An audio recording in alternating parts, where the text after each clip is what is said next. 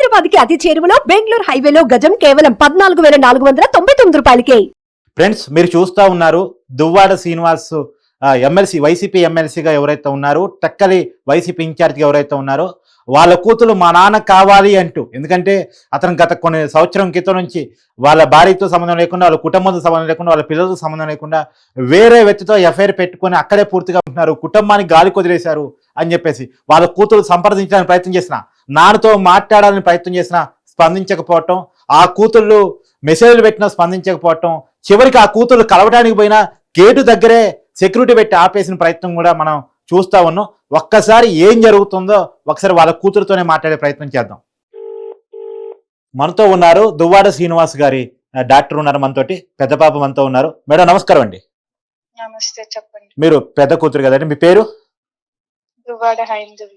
Duvvada Haindavi. Madam, మీరు శ్రీనివాస్ గారిని కలవటానికి వెళ్ళారు, కలవకుండా భద్రతా సిబ్బంది అడ్డుకున్నారు, ఆ ఇంట్లో కూడా పోనీలేదు, గేట్ దగ్గరే మీరు ఆందోళన నిర్వహించారు, నిరసన వ్యక్తం చేశారు.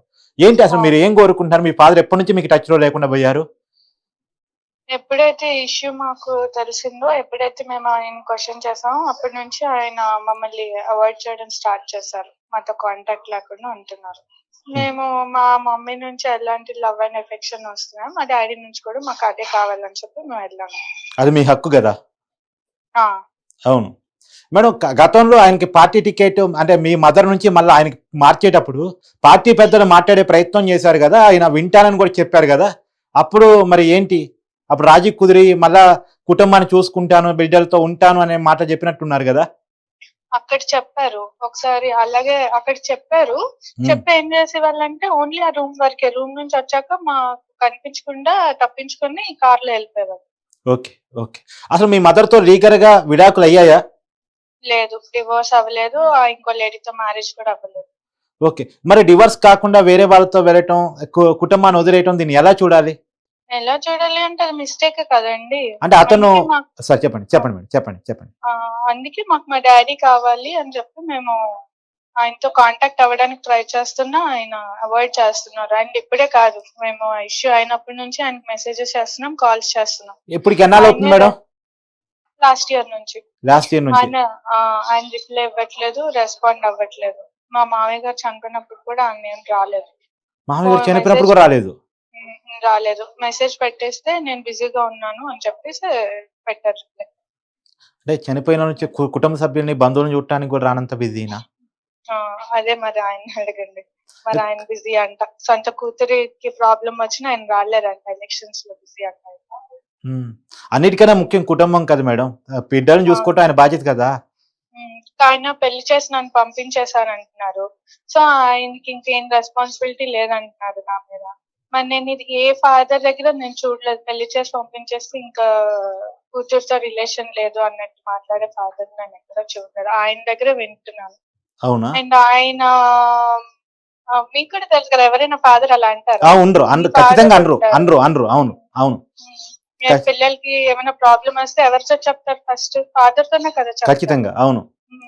మరి ఆయనే ఇలా చేస్తుంటే ఇంక మేము ఏం చేయాలి? ఖచ్చితంగా మీరు ఈ భూమి మీద ఉన్నంత వరకు మీ మీద ఆయనకి బాధ్యత ఉండాలి. అదే బాధ్యత అయింది.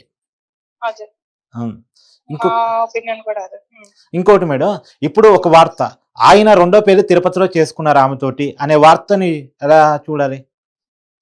ఒకవేళ అదే నిజం అనుకున్నా గానీ లీగల్ గా విడాకులు ఇవ్వకుండా ఇంకో పెళ్లి చేసుకోవడం కూడా నేరమే. చెప్పండి. నేరమే. ఇప్పుడు నిజంగానే ఆయన పెళ్లి చేసుకుంటే ఇప్పటి వరకు అసలు ఫొటోస్ రాకుండా ఉంటాయా? ఇప్పుడు ఈ పాటి ఫొటోస్ వైరల్ అయిపోతాయి కదా, వాళ్ళగా బయటకు స్ప్రెడ్ చేసుకుంటుంది. పెళ్లి చేసేసుకున్నాము, పెళ్లి చేసుకుంటే ప్రూఫ్ ఏది? అసలు డివోర్స్ అవ్వకుండా పెళ్లి ఎలా చేసుకుంటారు? ఆ పెళ్లి జరగలేదు, డివోర్స్ అవ్వలేదు, వాళ్ళ స్ప్రెడ్ చేసుకుంటుంది అంటే బలపరుచుకోవడానికి అలా. అది మేడం, ఆమెతో ఎప్పుడు పరిచయం జరిగింది? ఎప్పటి నుంచి అమ్మకు దూరంగా ఉంటా ఉన్నారు దువ్వాడ శ్రీనివాస్ గారు? ఒక లాస్ట్ ఇయర్ నుంచి. ఎందుకు అలా? పార్టీ పెద్దలు అడిగినప్పుడు ఏం చెప్తారు ఆయన కనీసం? నేను చేస్తాను సార్, నేను ఉంటాను సార్ అంటారు. అక్కడి నుంచి అక్కడ తప్పించుకుని వెళ్ళిపోవాలి. అంటే జగన్మోహన్ రెడ్డి గారు దృష్టికి ఎప్పుడైనా విషయాన్ని తీసుకెళ్లారా? ఆయన మాట్లాడే ప్రయత్నం చేశారా? మాట్లాడారు సార్, కూడా చాలా చెప్పారు డాడీకి. ఆయన దగ్గర చేస్తాను సార్, చూస్తాను సార్ అనేవాళ్ళు. రూమ్ నుంచి బయటికి రాగానే స్పీడ్ గా నడుచుకొని తప్పించుకుని వెళ్ళిపోయారు. అవును.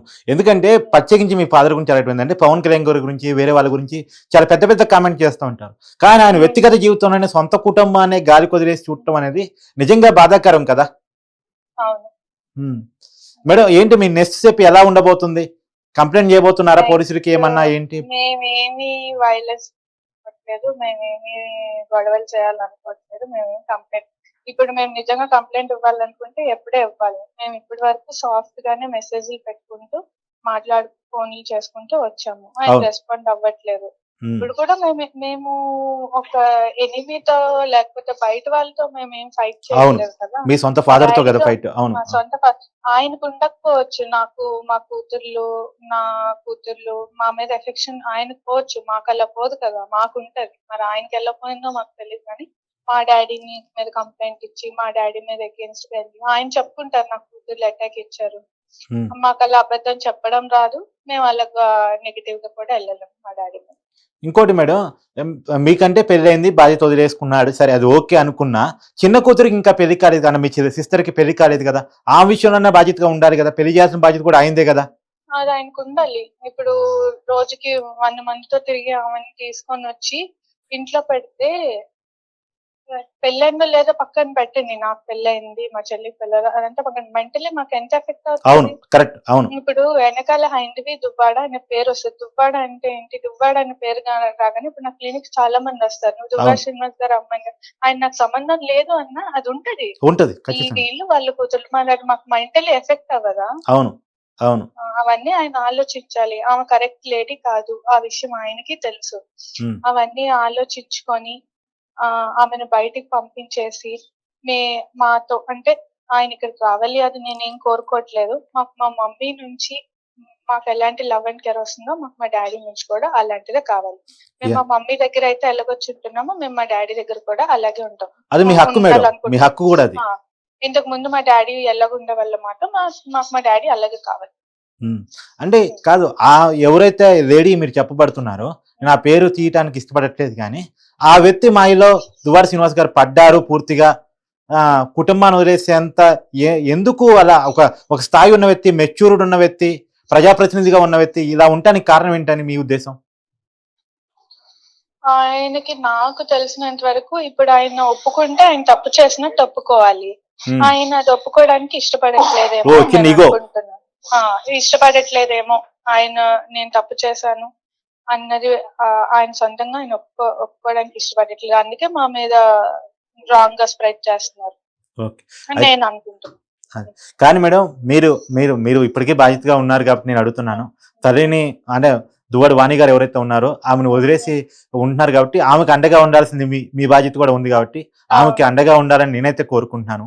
మీరు అలా ఉన్నారు, ఇప్పటికైతే అలానే ఉండాలి. ఎందుకంటే భర్త వదిలేసినప్పుడు బయట సమాజం ఎలా అనుకుంటుందో, ఏం మాట్లాడుకుంటుందో ఎవరికి తెలియంది కాదు. సో ఇప్పుడు ఆమెకు అండగా మీరు ఉండాలి. మీరంటే పెళ్లి చేసుకున్న తర్వాత మీ ఇంటి పేర్లు మారొచ్చు, వాటెవర్ జరగచ్చు, కానీ ఆమె అయితే దువ్వాడ పేరుతోనే ఉంటారు కదా ఇంకా. కాబట్టి ఆమెకి మీరు మదర్కి అండగా ఆమె చూసుకునే బాధ్యతను మీరన్నా తీసుకోవాలని చెప్పేసి, ఎందుకంటే ఒక ప్రొఫెషన్లో మీరు డాక్టర్, మీరు ఎదిగారు కొంత, కాబట్టి మీరైనా అమ్మకి అండగా ఉండాలని నేనైతే కోరుకుంటున్నాను. మేము మా మమ్మీకి సపోర్ట్ గానే ఉంటున్నాం, ఎందుకంటే ఆవిడ తరపున మిస్టేక్ లేదు, మా డాడీ తరపున మిస్టేక్ ఉంది. అది కనపడుతుంది కదా మేడం, క్లియర్ గా కనపడుతుంది. Thank you madam. ఏం లేదు, నిన్న మేము మా డాడీని కలవడానికి వెళ్ళాము.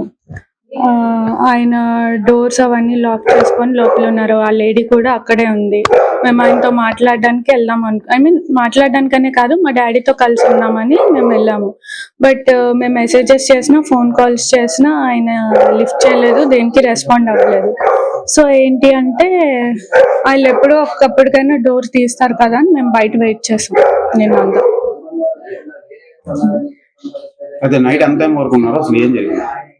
నైట్ యాక్చువల్లీ నేను ఆఫ్టర్నూన్ 3 నుంచి నైట్ 1:30, 2 వరకు ఉన్నాను. బట్ వాళ్ళు ఎవరు